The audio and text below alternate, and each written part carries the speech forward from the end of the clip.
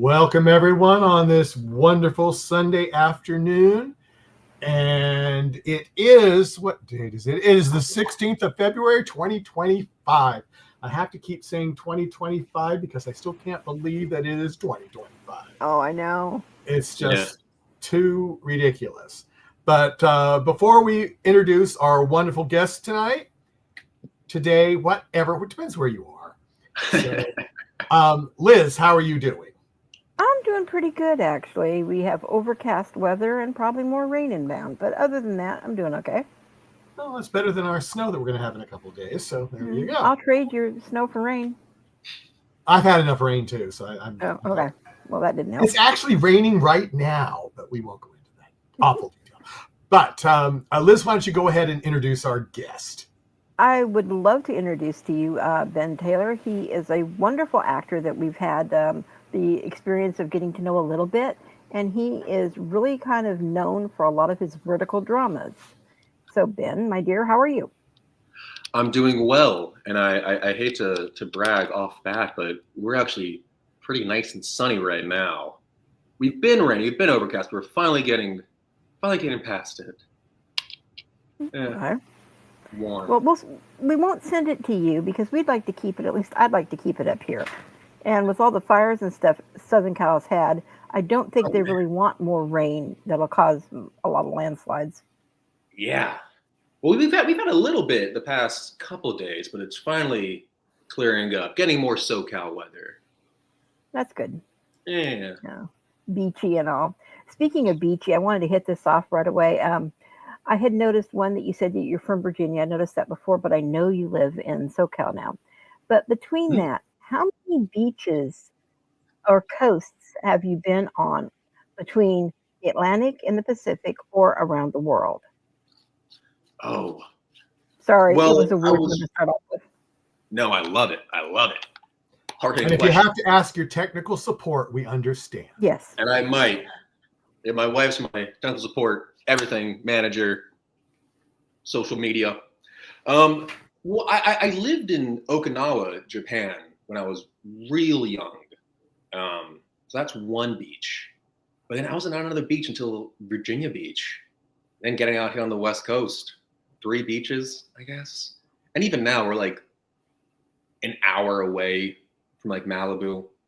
And it's LA too. So, like depending on how many take 30 minutes, take 12 hours, Could be a day trip. You're a billionaire. Don't you have a helicopter? I should. I sold it recently. Trying to cut down EO commissions. Well, he still has the private jet he's not talking about, remember? Oh, that's right. We weren't supposed to talk about the private jet. Yes, exactly. It's tax season. That's right. Coming it up now. I don't own a private jet. Yeah, we got that. How long actually have you been doing the vertical dramas, and what actually got you into your love of acting, which led to the vertical dramas and other things that you've been in, including theater? Yeah, I started doing these. I want to say I filmed my first one, Final Call for Love, and that was in April or May. And I did another one pretty soon after. And then I would say I started like ramping up and doing them as a job career, paying rent and utilities, which is always nice to pay rent of acting. But that wasn't until probably September. Started really ramping up. September 2024? Yes, sir.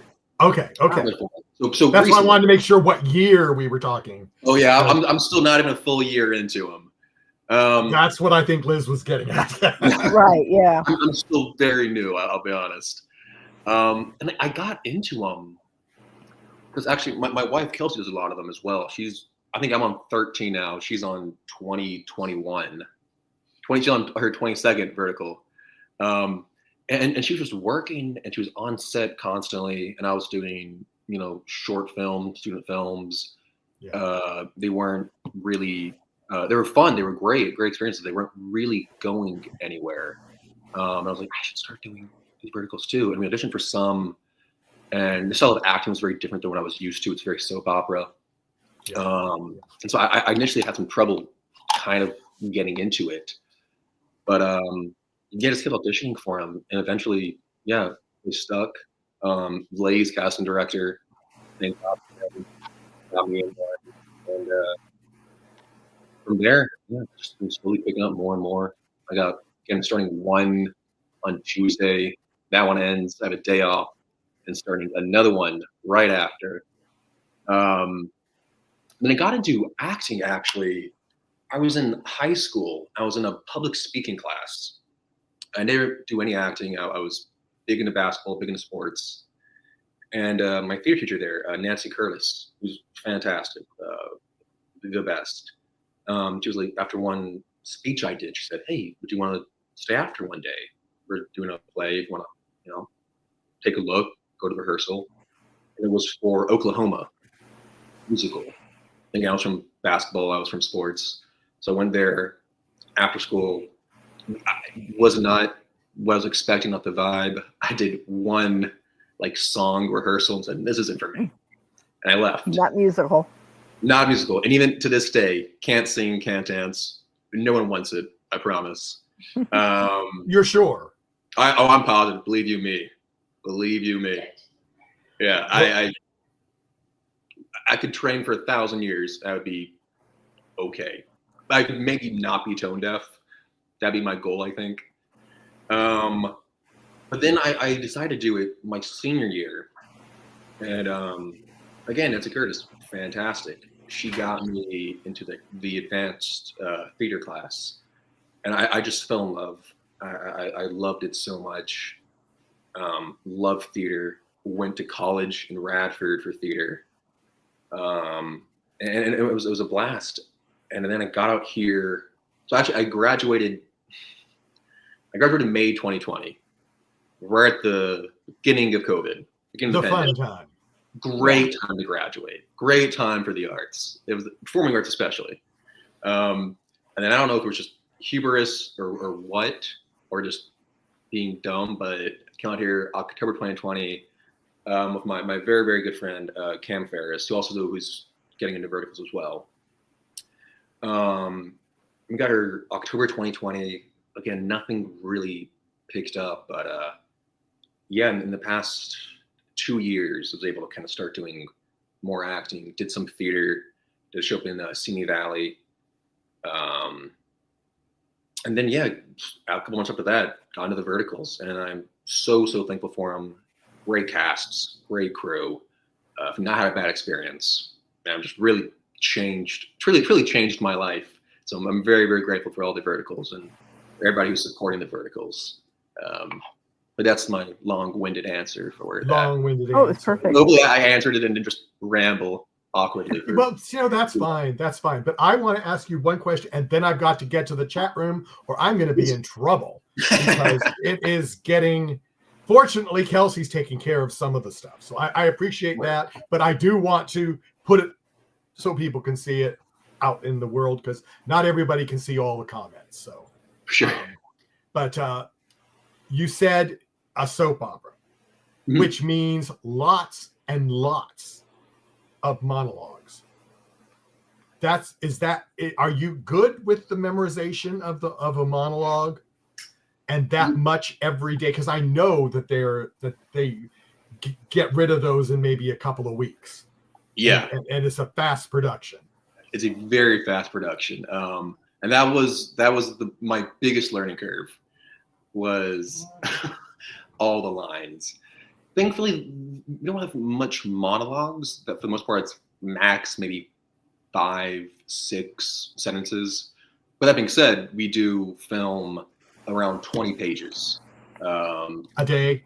A day, and from 12 to 15 scenes. On a horizontal TV show, you might film 3 or 4, 4 max. So we film very, very quickly. Usually, for setup when the camera's on you, you might have 1-2 takes max. Max. Yeah.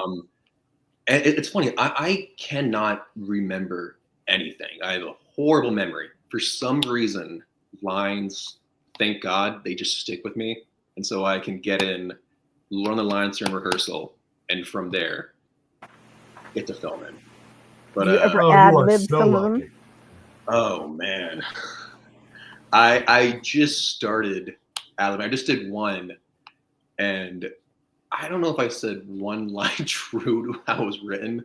It was comedy, luckily. Because for drama, you don't want to add too much. But for comedies, I've never done comedy. I did one, Twins, Love Trap, Billionaire Dad. I did some adding in improv there, but so slowly more and more. And there's one that's coming out here soon. It's called Unforgivable Mistakes. At the moment, it might change for that one. I had a lot of fun doing it. Added a lot of silly little bits that I loved. Hopefully they translate to the vertical audience. Time will tell. And they don't go on the cutting room floor. Exactly. Hopefully, I have done bits. Kelsey's done bits where like that was great, and then it never made it anywhere near the final product. So Yeah, it's a toss-up, but it's fun. It is a toss-up. Yeah. Oh yeah. Okay. Let me go to some of the questions in the chat room from our good buddy Justin.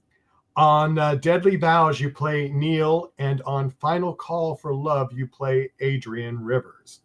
Do you relate to either or both personally? And the second part of the question, which one or both would you rather befriend in real life and why? Well, I'll answer that part first. That's an easy question. Adrian Rivers. Neil is just a sociopath, psycho.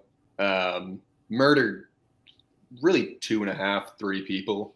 I wouldn't want to be around him. He shouldn't be walking around. I think he got what he deserved at the end of that vertical. I would definitely get a beer with Adrian.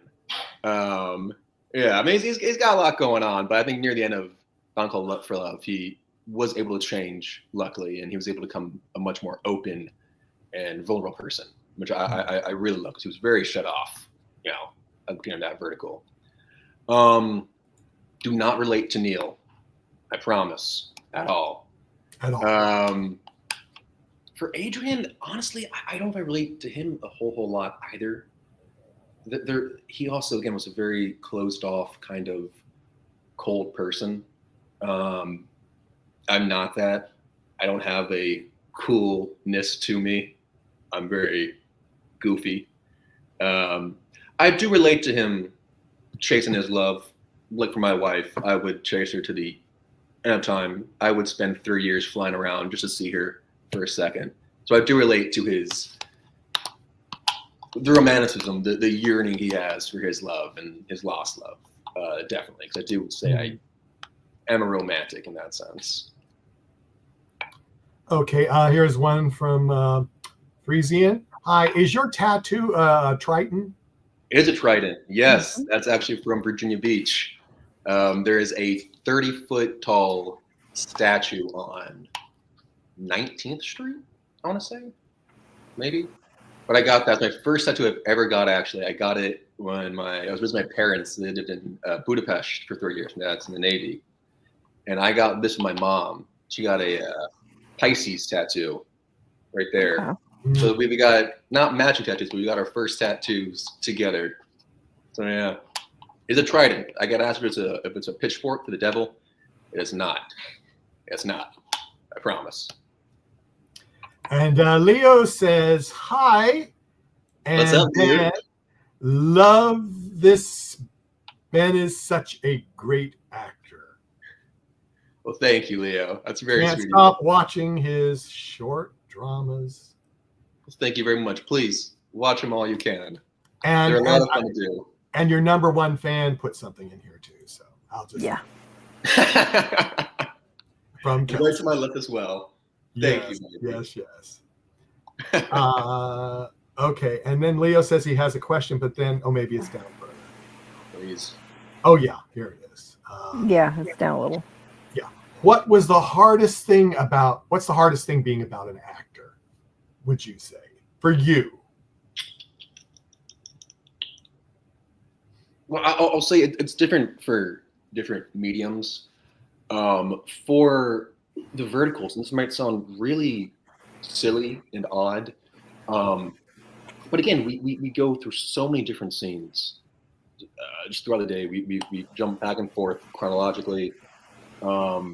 It's again, it's not so silly, but like I don't wear suits and ties I wear the same extra large black t-shirt every day, and the constant changing, putting on new ties, getting remiked is weirdly draining emotionally. I don't know why. It's maybe just me being a lazy little man. But for verticals, it's changing clothes so often. But it did help me learn how to tie a tie, which is very fun and very cool. And then I'll say for theater, the toughest part, honestly, is if you're doing film, you mess up, you have a flub, it's a bummer. You restart to take again. If you mess up or you don't feel you're really in it, or you feel you aren't connecting to the words, the emotion, other characters, it just feels awful and it feels very fake. And it's tough to kind of get back that mindset again.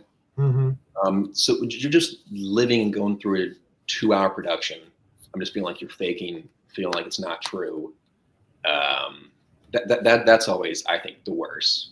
More than flubbing a line, more than having some technical error, just not connecting at all on stage is really kind of a bummer. And it does take it out of you, and it does make you feel like you didn't give it your all. You didn't, just didn't do a good job, and that always sucks. If you feel like you're bad for yourself, for the other actors, for the audience, and that's always tough, I think. Have you ever experienced that, like with your leading lady or whatever? You like the person a lot, but you have a hard time making that connection. There are some rather emotional scenes, and there are definitely times when the person you're acting with, Megan, especially in these verticals, are just so quick to go so fast that you don't really feel like you're like good back and forth in the scene. And with the time you go and how fast it goes, you really can't see. Yeah. What are you thinking? Like, what do you think for the scene? What am I thinking for the scene? Let's try to get on the same page. Sometimes there's just disconnect, and it just won't come off great, and it just wasn't, But also there's that fun thing about acting where it's real world fake, fake world real. Yeah. So it may feel very fake and bad, you're not connecting, but it may look great on camera. And then other times, I'm like, oh wow, we're really in it. This is a great scene. It's real emotion, really bouncing, like boom, boom, boom, boom, boom. But in the final cut, it just doesn't look good. Doesn't look good. Yeah, it just looks like, oh, they're two people just saying lines. They're not in the same world right now. So on that note, would you ever think of doing one with Kelsey, or would you think of doing one with you? Oh, we've actually done 3 together. We just finished our 3rd one. Oh, awesome. Oh yeah. And we're starting our 4th, not the next one, but the one right after. We're doing another one together. And yeah, acting with her is the absolute best scene partner in the world. Because it's funny that we're very similar in our likes comedically. So when we just we were doing a lot of silly little bits on scene, on set. It was fun because it's just like playing around, which I think is the goal for acting. Exactly. It should be fun. I always think you should have a good time on set. I get if it's really deep and emotional and it's hard to do, even if it's really terrible. But it should feel when you're done, you should feel, oh, that was a great time. I was able to push myself, able to have a good time. But we're always in the same boat. We've done drama together. We did a CEO Miracle Baby. It was such a fun time. We were always right there with each other. And we've done one, Return of the Abandoned Heiress, where we played siblings, which was actually very, very fun as well. And we can bounce dramatically, comedically off each other. It's always just an absolute blast. And I cannot wait for this one to come out, everyone to see it. Can't wait for us to be on set again in 2 weeks to That's awesome. Yeah, drama, play a strained couple. Always a good time. Yeah, let me go. Just a couple little things. Christy says, woohoo. Then she says, sorry I'm late. She was driving and couldn't wait for this. Ben is brilliant. I'm just going really quick. And a relatable king about being tone deaf. There we I go. am very tone deaf in singing, though. That is very true. And then Leo says he reminds me of Leo DiCaprio. And Christy says young Leo. There's okay. I want to make the dad. Yeah, I don't want to be. Yeah, couldn't 40 agree year old more. Leo Yeah, DiCaprio. and just to make others feel good, it says, oh, yeah. And have you seen his wife? OMG. She's right here. I know. A gorgeous couple. So. Do you want to say hello? I like terrible. She just want to say hello. Okay. Oh. Well, you do know you're gonna have to come over and be on our show by yourself. You know. Oh yeah. You won't be able to. Oh yeah. Yeah, you won't be able to do tech on that one. Yeah. I don't know if I do that very well, but I'll support her. I'll help morale. Well, you know, you can do things, and we can figure something out. I'll do my best. Okay, here is Bianca saying hello from Germany. Hello. And Camden asks, what has been your favorite vertical to work on so far? You never know what may happen in the future. Yeah, fair. My favorite vertical I've worked on probably has to be Return of the Abandoned Heiress. Again, we're talking with Kelsey. That one was such a blast to film. Production company Narvel, they're fantastic. The director Erica, she's a killer. That was by far the most fun. I mean, it was a fun character. He was a little eccentric, Sebastian, but it was fun. It was like I mentioned, he wasn't a good guy. It was a darker script, but we had fun doing it. We're able to, make it our own thing. How the characters were written was not super similar to how they came out in the final product, but they trusted us to do our thing, to relate it back to what we think, to give our own creative experience. And that was such a fun production. I mean, even how it was run, it was at no point were we stressed out or anxious, because again, these verticals, they go so quick that it's so easy to fall behind. I don't think I've ever been on a production where it wasn't behind, where I'm like kind of chasing that clock. But even when we were on that vertical, it was still very lighthearted, still a lot of joking around. We were still professional. We knew we were lucky to be there, and we knew we could still get things done without, people screaming at each other, or, the clients getting mad that money was being wasted or anything. We got through it with a lot of fun. And it was a good creative experience. And everyone was fantastic on that set. Yeah, I have one other comment I wanted to do. Bianca needs to do some more viewing, because she says Ben has been in 6, and you told us you've been in 13 verticals. So I've been, or not all of them are out. Not all are out. Some I know don't come on IMDb yet, and I have, I think, 3 or 4 still waiting to come out. Mm-hmm. Maybe more than that. So not all have been released yet. So there's so that's why. Okay, yeah. This guy's face. More coming. Yeah.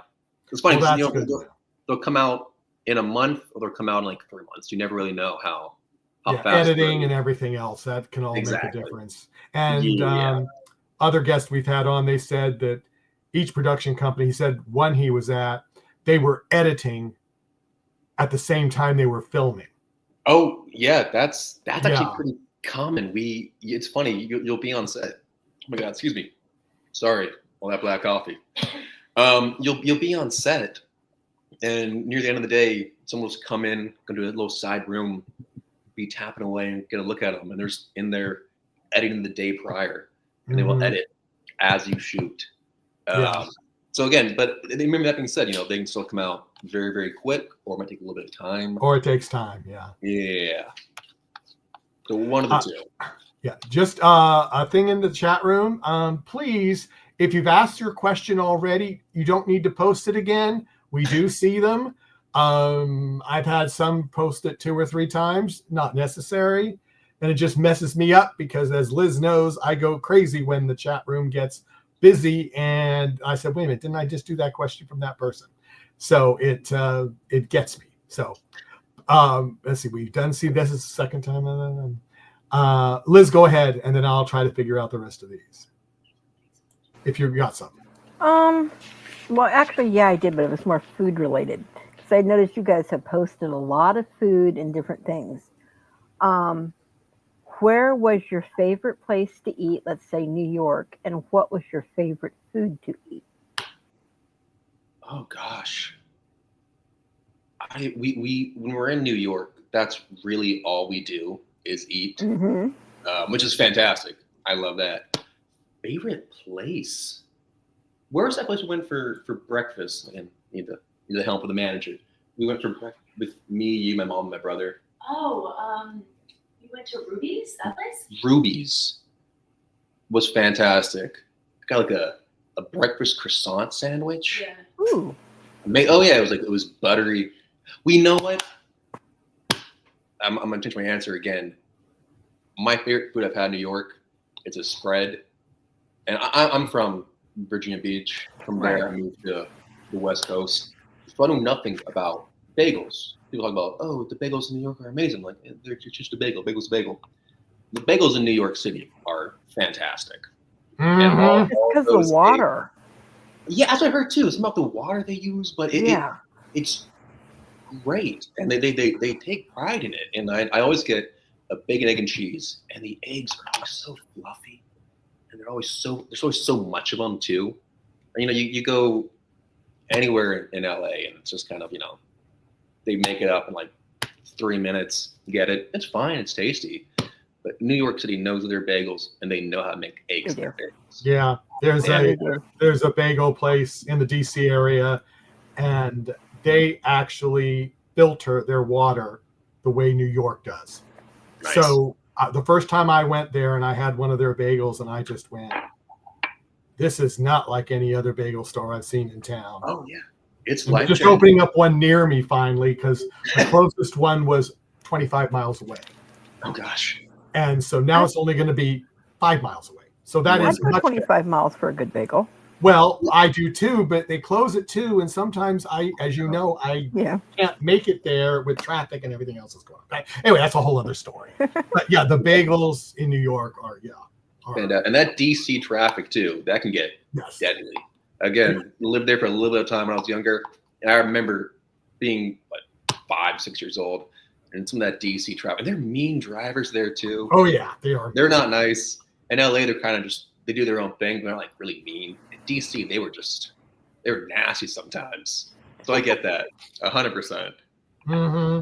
So I wait, and sometimes I wait too long. I go, oh, I'm not going to get there in time. Oh well, maybe tomorrow. It's like, oh well, what do you do? Yeah, and then you never send me any. I know it's just across the United States, but how hard could it be? Yeah, I know. Bagels. Yeah, but you would like them though. Yes, I would. One quick question I do have. What is your favorite moment or event that's happened on any of the shoots that you've been on? Can you pick one that's like your absolute favorite? Oh gosh, that's tough. My favorite? I don't know. Maybe one that you didn't have to change Memorial. Costume that much. Yeah. And that actually is huge. Because one of my least favorite days, it was a fine day, but I changed my costume every other scene. And I remember thinking that was a terrible day. And it went fine, but changing my costume every day was miserable. My favorite, so one thing about me on a lot of these sets is I break so easily. I giggle all the time, and the crew hates it, reasonably so.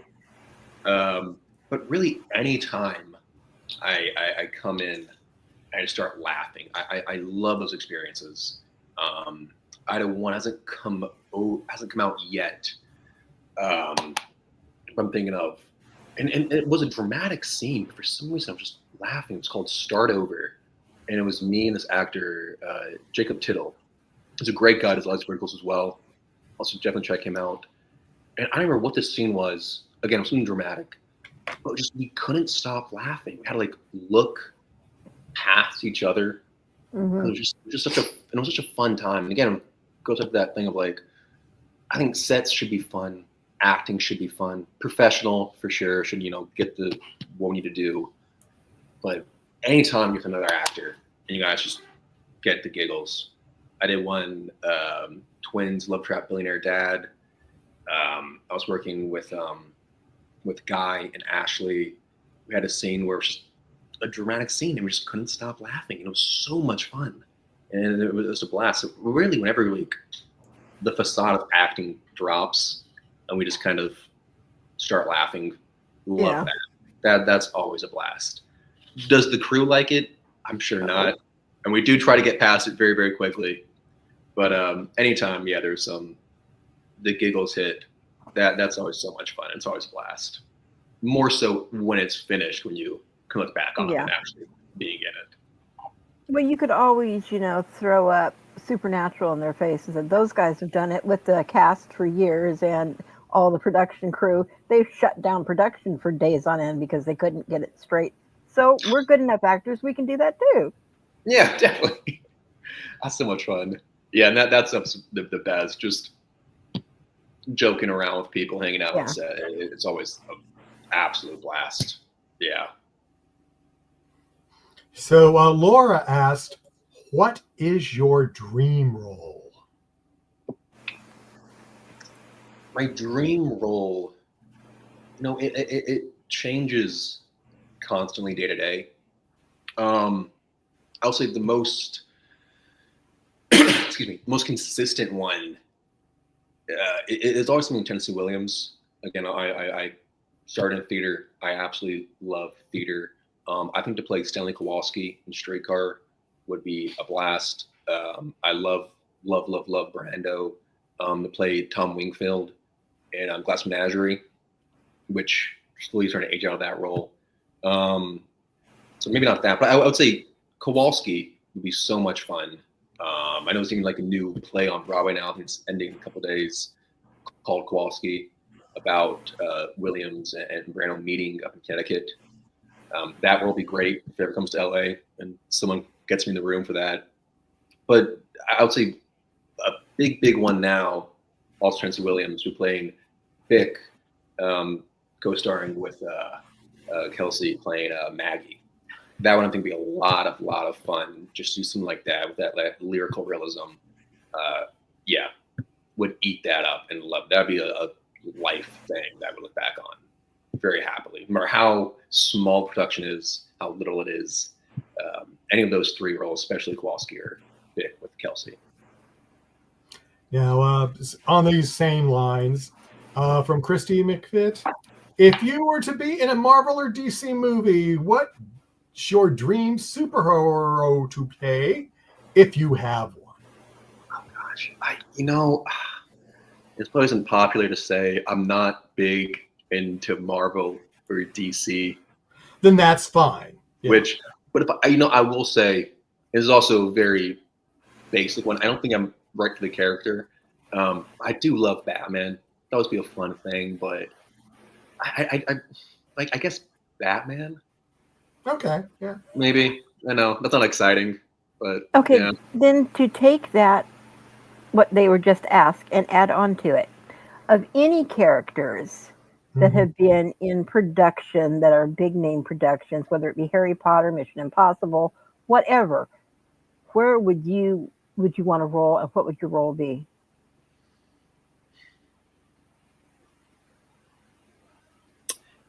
I think would be a great role. I would love to do it.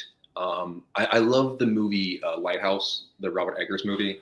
I know it's a crazy one to say, but truly, I think Rob Pattinson's role in playing Tom in the Lighthouse would be so much fun. I think something about that, again, I do like the smaller, more intimate roles, the more neat roles. I think that one would be a blast. I love that absurdism. I love the two guys just kind of going crazy of the time period. The writing's fantastic. And I think to play that role would be so much fun. That would be a blast. I think you'd be good at it too, actually. I know the role that you're talking about. I think you'd be good at it. Well, thank you. And here's a question, and I can't pronounce the name. Tuba Victus. Why is this guy not in the movies, I wonder? Me too. Probably I'm because working he on it. I'm did too many trying. verticals, that's why. Yeah. Booked on verticals right now.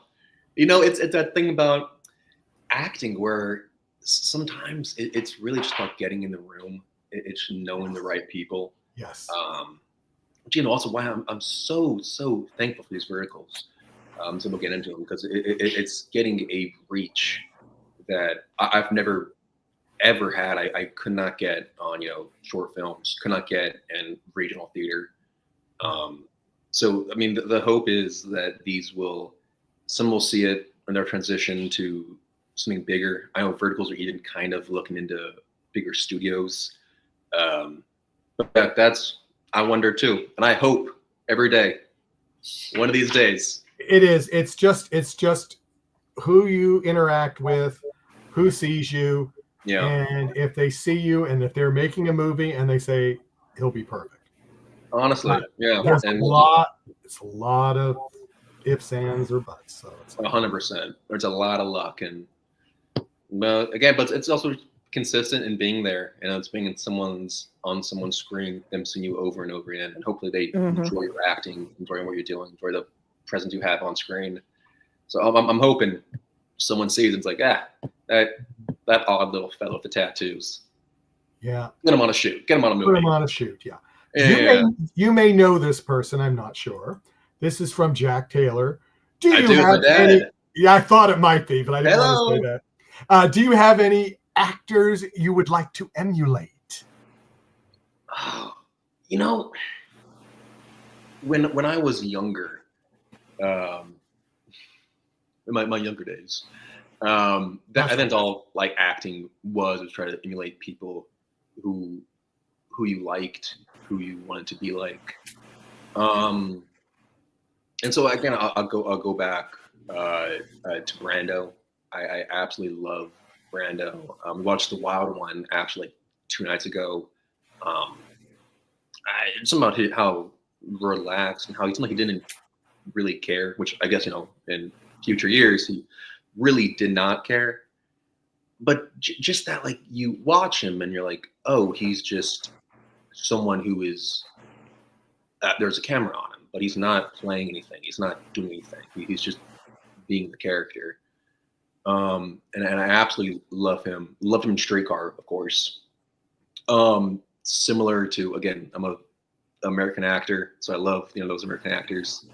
I remember Pacino in Panic Needle Park. I watched that years ago, but again, just like his presence was fantastic. And he was so big, and he was doing so much, but he was still like very contained. He had those smaller moments that just brought you down, really soul crushingly, to reality. Because the movie was about, you know, the heroin epidemic in New York in the 70s. But he was just so real, but still had so much energy and so much. He was just, yeah, fantastic. So I would say, yeah, I mean, Pacino, Needle Park, Brando, and Streetcar. I love those guys, and didn't like remotely touch what they did. I would, yeah, love people to do that. So yeah, probably those two. I think we did answer this, but I think Bianca came late, and I just want to throw her name up here. Yeah. How hard is it to learn all the scripts if you only have a few days? You have a few hours. Yeah. Sometimes, Bianca. So I'll say that, but then if you want to elaborate of what you said before, I'm sure she would appreciate it.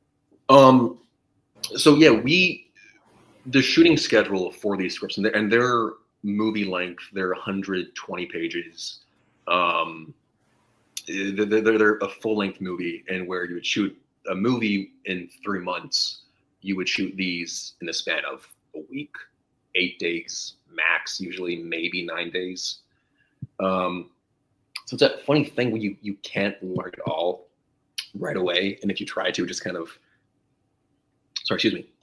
this kind of will just get in your head and mess you up. And so what I do is I get the script or the sides night before, you know, shooting these 12 scenes.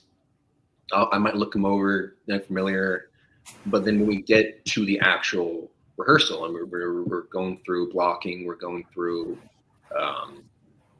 just the blocking, the rehearsal process of the scene, I will learn it then, and then from there just hope it sticks.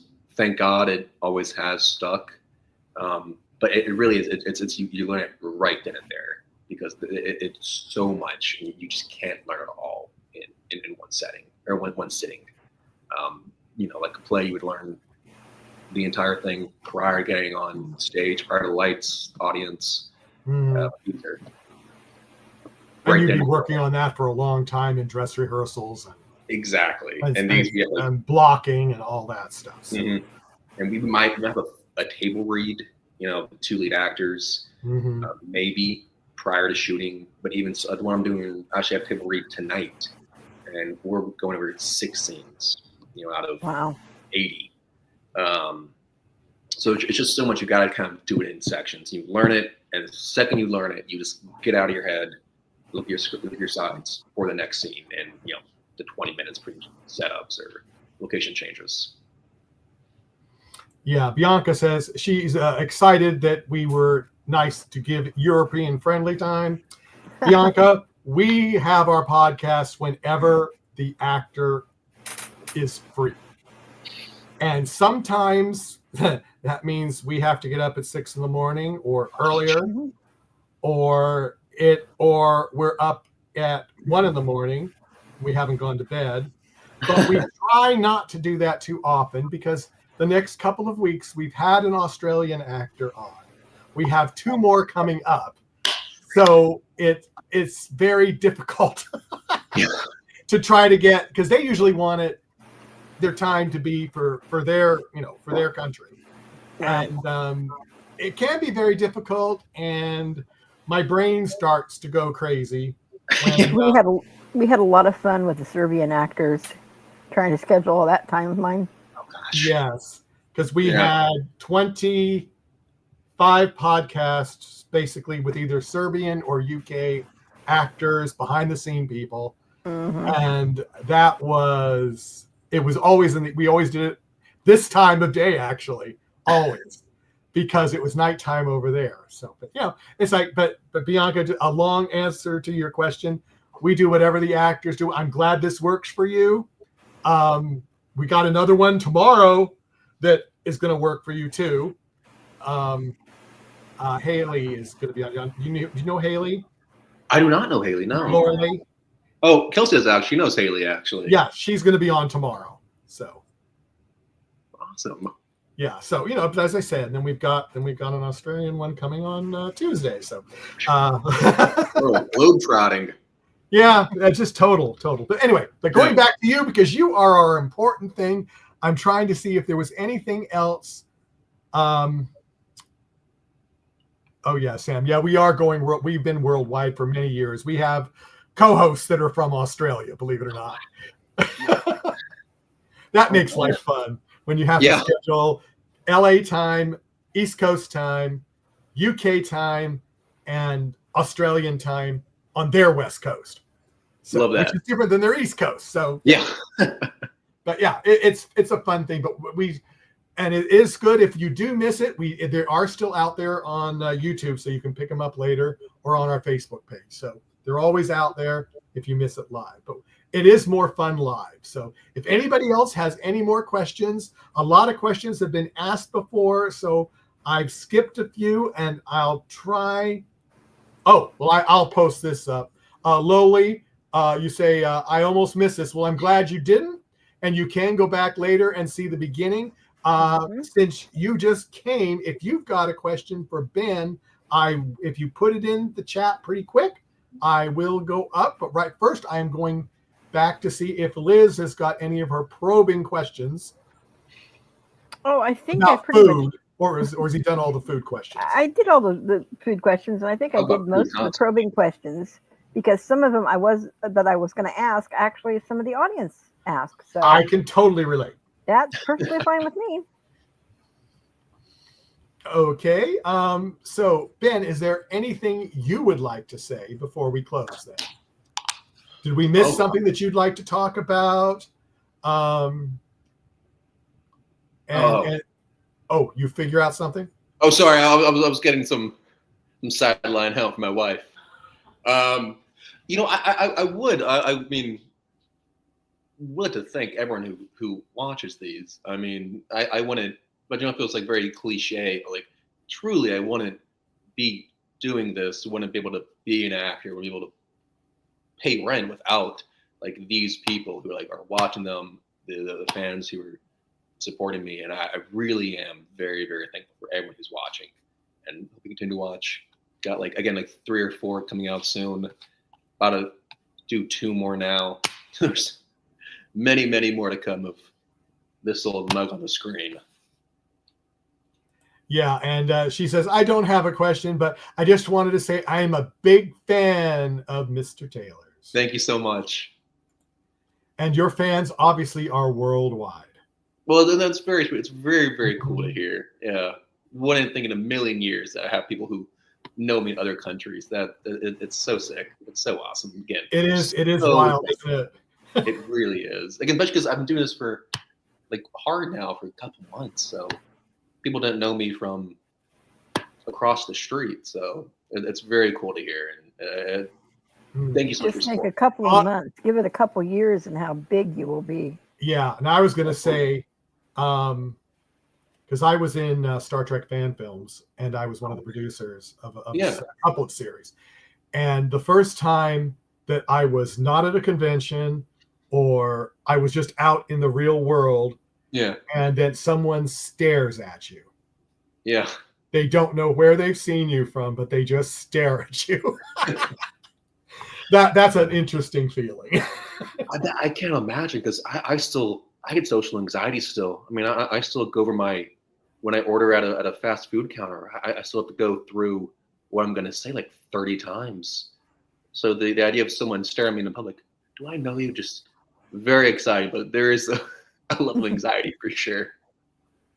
Yeah, or they'll come up and talk to you like they're your best friends. Yeah. And you don't know who they are at all. Again, it's very cool, but there's something very daunting about that. Yeah, it is. Yeah. And I mean, I felt sorry for one that had, because I mean, she was telling me all these things, and she told me that we had talked about this, and she appreciated my input. And I'm thinking, I've never seen you before. But you know what? I'm sure, I think it was one of the other cast members, because I was never in the episodes very much. I was always at the conventions because I was one of the producers.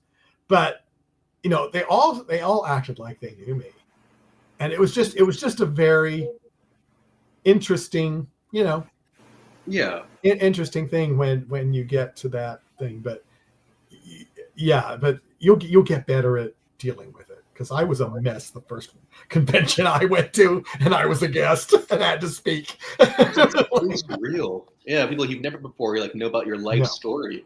I can imagine. Yeah, it's as I said, it's fun, but it's also scary. For sure. And 100%.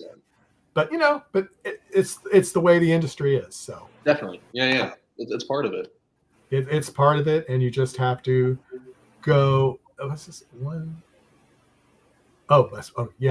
She just answers. I'm not gonna put that up. I was talking about my little comment, but that's okay. That's not important. But but last call in the chat room, if you've got something. Oh, yeah, I was going to kind of ask this too. Bianca says, I'm always amazed at how you can slip into such different roles. And I think I did miss the question, because I was thinking about asking it. I was going to ask it, and then they popped it up. I can't remember who it was, but I'll say the question. But which do you prefer to play? Like the suave leading man? The villain, or another character that really is just in the background, and you can not have many lines, and you can just have a good time. The girl's best friend, in other words. Yeah, there you go. It's funny. I have played the leading man now a couple times, and it's a fun role to play, but it does get a little monotonous. It's kind of the same. I really do like playing the villains more. Again, I love playing Sebastian on Abandoned Heiress. The one I just wrapped on, I played a character named Daniel on Unforgivable Mistakes. And playing the evil characters is so much fun. You have a little more leeway, you can do a little more with it. And I really enjoy those characters. I mean, again, I love playing characters like Adrian Rivers. That was such a blast, great experience. But yeah, you have evil, a little more going on. That's always a blast, just to play with that. Well, here's the last little thing, and we'll probably close right after this. For sure, yeah. Kamiki, it's almost 3 a.m. here. I've set an alarm to catch up with your podcast. Big fan from Asia. Oh my gosh. Yeah. Thank you so much. That's awesome. Wow. Thank you. Yeah. You are worldwide, my friend. Yeah. Well, that's very cool. Thank you so much for everyone who's watching. Yeah, it really means a lot. I was telling Kelsey, I was very nervous that I was going to get here. And it's going to be like 20 minutes and no one's going to hop in. I was like, I'm just going to sit here awkwardly. Like, yeah, I love verticals. They're fun. So yeah, fun. Mm-hmm. Yeah, people are asking questions and coming to watch. I mean, it really means so much. And I can't thank everyone enough for tuning in. Well, Ben, and it means a lot to us for your fans to come in, because I have been doing the Talented Universe podcast. This is my 3rd year, but real first year was 1 month. Yeah. But I've been doing another podcast with our network since COVID started, actually. And when people are in the chat room, it's just wonderful. It's the interactive. We like when we have the interactive part of the podcast, because a lot of people don't. Yeah. And we really do enjoy it. And I think the fans do. Most of them say they really do enjoy this one. So yeah. Good. But anyway, last comments. Ben, I've said that before, but this is really the last one. Again, thanking the fans, everyone came to watch. Thank you guys for having me on. This has been such a fun way to start the day. It's like 12 o'clock here right now. This was a blast. Thank you all so much for having me. Thank you for everyone who came to watch. This was a lot of fun, and it means a lot. Thank you so much. Well, thank you for coming. Definitely thank you for coming. Okay. That was your final comment, Liz? Yeah, pretty much. Thank you for coming. We really appreciated it. Of course. Thank you for having me. And everybody in the chat room, thank you for coming. And as I said, we have Haley on, Laura Lee, tomorrow at, why can't I get it up on my... Should be 10 o'clock. I think it is. I think it's 10 a.m. Pacific time, 1 p.m. Eastern time. And if you are in, I'll go really crazy. If you are in Sydney, Australia, it will be at 5 a.m. on Tuesday. So there you go. There you go. And if you're in the UK, that will be tomorrow at 6 p.m. So they've got a good time tomorrow. 6 p.m. But for everyone at Talented Universe and the NDB Media Network, thank you all for coming, and we'll see you next time. Bye-bye. Bye.